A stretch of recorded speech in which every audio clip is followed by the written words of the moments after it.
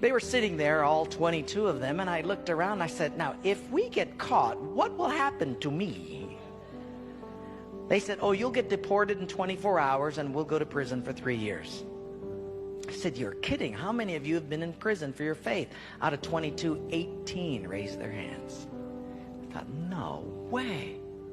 I looked at him and I said, you 22 people, how many people do you oversee? Because they were all of these small group leaders, underground church leaders in the Hunan province. I said, how many, if you counted up all the people under your jurisdiction, how many would it be?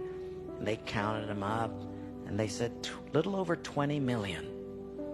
I said, what? See, we forget there's 1.3 billion people in China. This is crazy.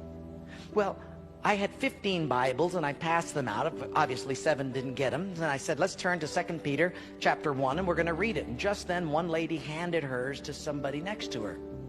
And I thought, interesting. Well, we turned there anyway, and as we started reading it, I understood why she gave it away. She had memorized the whole thing. She just recited the whole chapter. When it was done,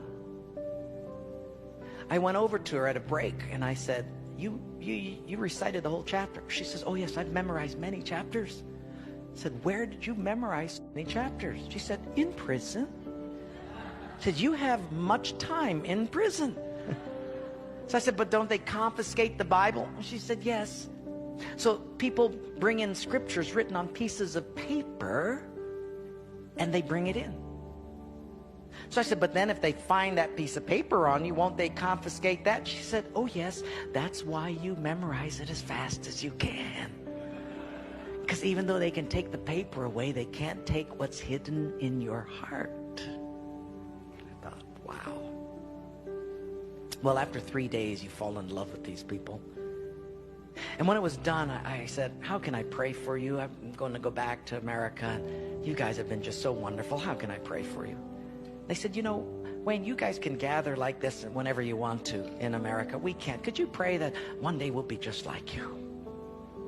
And I looked at him and I said, I will not do that. Big incredulous eyes looked at me and they said, why? I said, because you guys rode a train for 13 hours to get here. In my country, if you've got to drive more than an hour, people don't come. You sat on a wooden floor for 3 days. In my country, if people have to sit more than 40 minutes, they leave. You sat not only here for 3 days on a hard wooden floor, but you did it without air conditioning. In my country, if it's not padded pews and air conditioning, people don't often come back.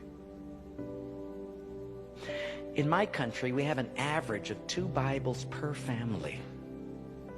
We don't read any of them. You hardly have any Bibles, and you memorize them from pieces of paper. I will not pray that we become like, you become like us, but I will pray that we become just like you.